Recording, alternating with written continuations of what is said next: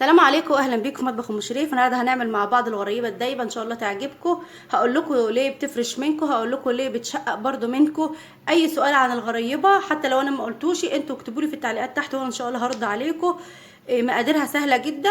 هي بتبقى حوالي كوبايتين من السمنه بياخدوا كوبايه من السكر. لو انت هتعملي مثلا بالكيلو، يعني النص كيلو سمنه ياخد ربع سكر. انا دلوقتي هعمل كوبايه من السمنه، هحط عليها نص كوبايه من السكر. يعني انا هعمل المقدار اللي انا هعمله ده حوالي ربع كيلو من السمنه. طبعا بتنفع جدا بالزبده، ممكن تعمليها بزبده فرن او سمنه عاديه اي حاجه. ومعايا كوبايتين دقيق وكيس فانيليا. الدقيق طبعا حسب العجينه ما تلم معانا، ممكن تاخد الكوبايتين وممكن لا. كل دقيق على حسب هو بيشرب سوائل ولا لا. ونصيحه مني تعملوها بدقيق كحك وبسكوت، ما تعملوش بدقيق سايب، لان الدقيق السايب برضو له عرق، هيشرب السوائل منكم وتنشف منكم، وده سبب ان هي ممكن تشقق منكم برضو. دلوقتي انا هحط السكر على هضيف السكر كده على اهو على السمنه، وهضربهم سوا مع بعض لحد ما يدينا قوام كده خفيف. هضربها انا وارجع لكم عشان ما اطولش عليكم الفيديو. زي ما احنا شايفين القوام بتاعنا ابيض وبقى عامل ازاي اهو. طبعا انا عامله كميه بسيطه، انتوا عايزين تضاعفوا الكميه اعملوا زي ما انتوا عايزين. السكر نص السمنه، وطبعا تحطوا الفانيليا والدقيق لحد العجينه يا دوبك ما تلم معاكم. عايزين تعرفوا ان هي كويسه ولا لا، بتجربوا واحده الاول كده في الفرن وتطمنوا. لو لقيتوها كويسه ما حصلهاش اي حاجه يبقى خلاص. والغريبه بتبقى نارها هاديه. وعايزه اقول لكم حاجه كمان، الغريبه لو بتفرش منكم تعرفي ان انت مزوده نسبه السكر، او بتبقى العجينه كمان عايزه دقيق. بصوا بقى هنحط الدقيق دلوقتي هضيف الدقيق بالتدريج اهو. بسم الله الرحمن الرحيم. شويه صغيرين بشويه صغيرين. طبعا انا هعمل العجينه بايدي عشان اعرف القوام بتاعها عامل ازاي. بصوا عجينتها سهله جدا.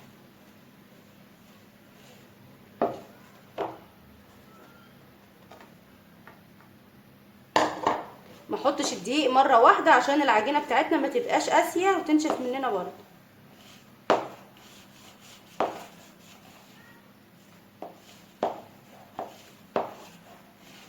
بصوا هي شكلها كده هتاخد الكوبايتين دقيق اهم.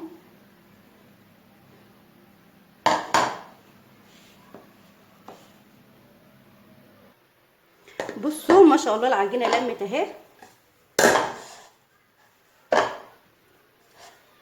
بصوا العجينه عامله ازاي، يعني هي ما شاء الله المقدار حلو جدا اهو. خدت الكوبايتين دقيق بالظبط، وشايفين العجينه توصلوا للقوام ده بحيث لما تيجوا تشكلوه اهي. شايفين ما شاء الله زي ما هي، ما بتفلقش ولا اي حاجه عشان الدقيق بتاعها نوع كويس. بصوا حتى ما عملت فيها نغزه ما فلقتش، جميله خالص معانا اهي. دلوقتي لو انت حابه تحطها في التلاجة مفيش مشاكل، لكن انا دلوقتي هولع الفرن وهاخد واحده كده احتياطي. هجربها في طبق كده ألمونيا واحطها، لو لقيتها فرشت ممكن اضيف لها شويه دقيق، لكن انا واثقه ان شاء الله ان هي مش هتفرش ولا اي حاجه خالص. لكن انا بقول لكم كده احتياطي عشان لو اي حد اول مره يعملها ويكون نوع الدقيق مثلا مختلف، ما يعملش الصاج كله مثلا ويدخله الفرن وتفرش منه او يحصل اي حاجه فيزعل. فلا، جربي واحده الاول بس وبعد كده شوفي النتيجه. انا هحط واحده كده اهو، يعني اخد دي كده احطها في الفرن زي ما هي كده.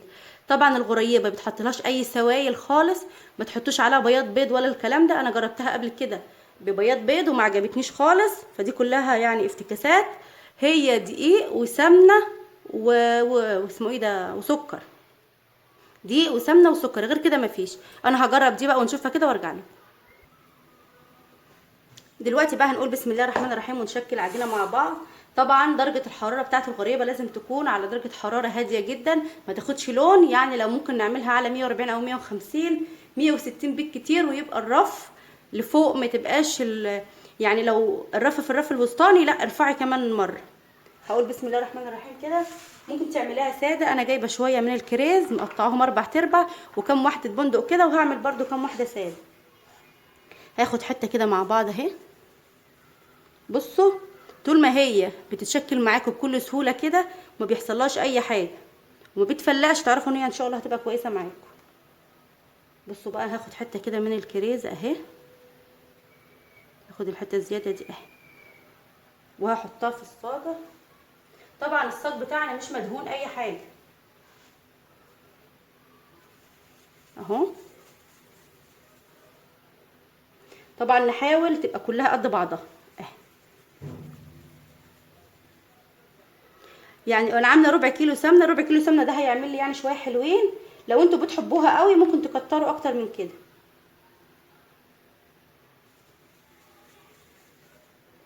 طبعا ممكن تعملي بالسوداني، ممكن تعملي في خرز كده بيبقى موجود عشان خاطر الغريبه دي برضو اهو. بصوا جميله ازاي. اول ما تلاقوا العجينه معاكم ما بتفلقش تعرفوا على طول ان انتوا شغالين صح وان العجينه بتاعتكم حلوه جدا اهو. لكن لو العجينه كل ما بتيجي تكوريها كده تفروت منك، تعرفي يا اما الدقيق بتاعك مش كويس يا اما المقادير بتاعتك مش كويسه اهي.